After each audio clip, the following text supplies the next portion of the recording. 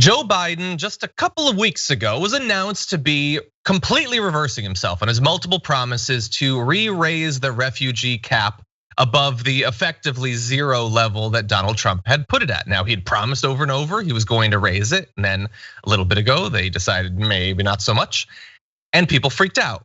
And they should freak out in the same way that we freaked out on things like, for instance, his desire to continue border wall construction. And they backed off of that. And thankfully, it looks like they're backing off of this, with Biden putting out a statement saying, I am revising the United States annual refugee admissions cap to 62,500 for this fiscal year.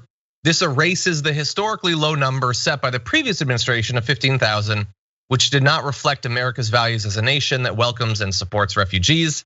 He says, furthermore, that he plans to basically double it for next year, getting it to 125,000, in line with a commitment he made in his first foreign policy address at the State Department. CNN had, as I alluded to previously, reported that Biden resisted signing off on re-raising it because of political optics. And that's how you know that one of your often stated values is core to your ideology, when all it takes is political optics to make you throw it in the trash. So anyway, they are raising it. Wosny, what do you think? First of all, 62,000 is unconscionable, if we're being honest, right? Specifically when you consider on the front end of a place like Yemen, where we provided the Saudis with all the weapons and the support to bomb the living crap out of that place. And then on the back end, when people's lives are affected, we say, you can't come here. We helped make your situation what it is through our affiliations with countries that we call allies.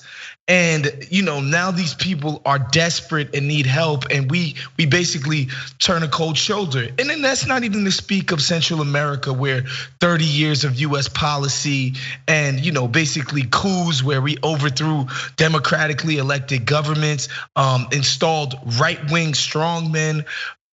Not to mention the war on drugs, which has turned a lot of those places into literal war zones over the drug wars and drug turfs. And then on the back end of that, we turn around and tell these people whose lives have literally been turned upside down by US foreign policy that they can't come in. And then we say 62,000 like we're freaking, Mother Teresa or something.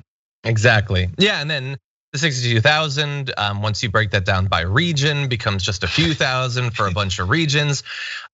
So here's what we're not gonna do. We're not gonna do one of, I'll identify at least two forms of bias that you're gonna likely see come up around this topic. So one is gonna be, yes, Biden did it. He did it, he's the best.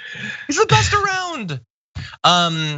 We're not gonna do that. So we have to add the context that Wosny just did, that it's objectively not a lot, whether looked at through the lens of our current population or the level of crises internationally that are generating refugees.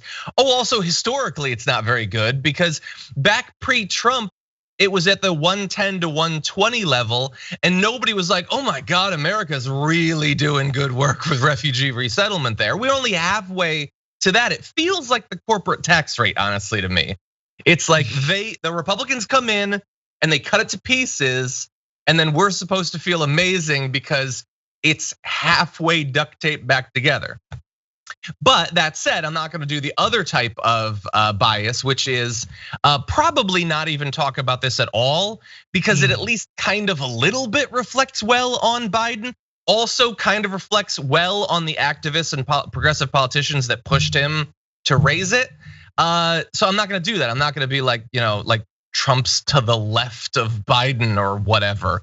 So we're going to be realistic. It's not always the most exciting, but that's what we're gonna do. And we're going to appreciate people like, for instance, Representative Ilhan Omar, who's been pushing for the raise in there. She seemed happy on Twitter, putting the happy celebration face, which sort of makes sense. She herself has been a refugee.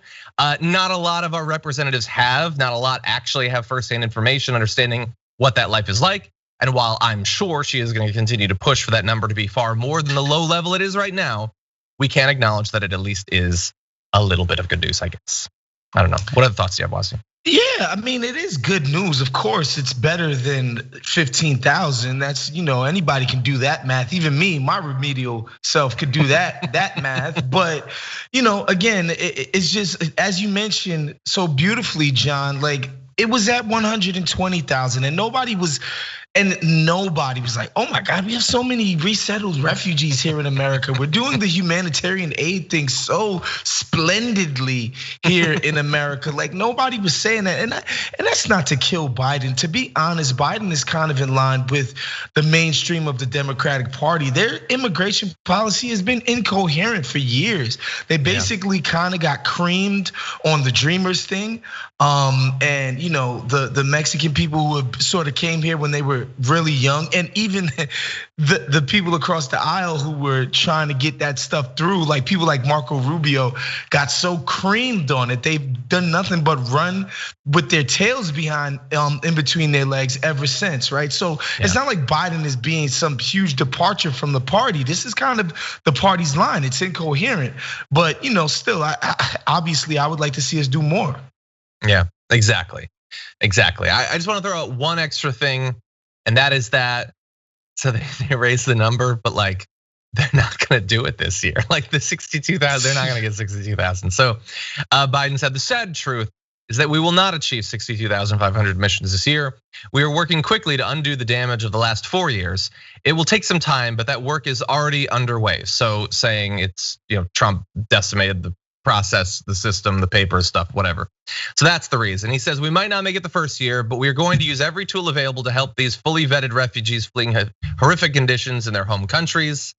And as of, say, the end of March, only a little bit more than 2,000 refugees had been admitted to the US. So I don't know, like again, it's good that it's going up, but like, what does it mean to raise it to 62,000 if we're not gonna reach it?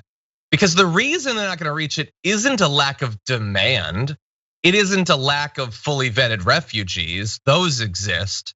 So what is the reason that you're not gonna do it? Like the right flights aren't taking off? What exactly is the reason? Because like we're a country with virtually unlimited resources, and you say that this is something that's gonna restore the soul of America and all that. So I feel like it's fair to say, okay, so you're implying something Trump did makes that unreachable. What is that? Because you're not being specific. And if you're not being specific, then I'm wondering if you're just passing the buck. And that kind of what looks like what it is. That's exactly what it is. And the funny thing about it is, I kind of think this immigration boogeyman is kind of a bit overblown. I don't think people actually care that much about this, which is what I think the problem is. The people who do are extremely passionate, and everybody else is kind of dispassionate. So that very vocal minority of people who are just like, oh my God, refugees, you're ruining America, blah, blah, blah. We're gonna have to have freaking good food and stuff like that now. Like, what the hell, who wants that?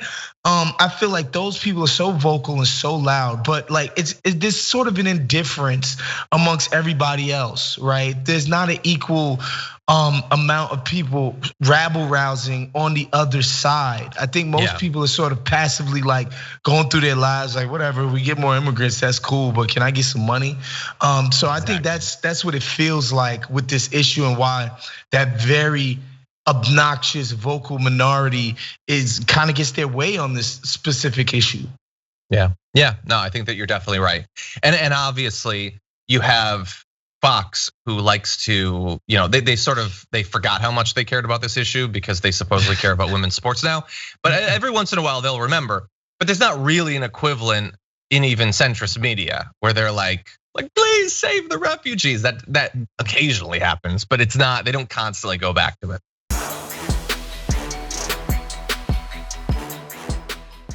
Check out the Damage Report podcast each day, wherever you get your podcasts, whether Pocket Casts or Stitcher or iTunes. You can join me as I give you the news and stories you want, with a range of co-hosts and interview guests jumping in on the fun each day. Again, that's the Damage Report, wherever you get your podcasts. And if you get them at iTunes, don't forget to rate and review. Sometimes I'll read them live on the show.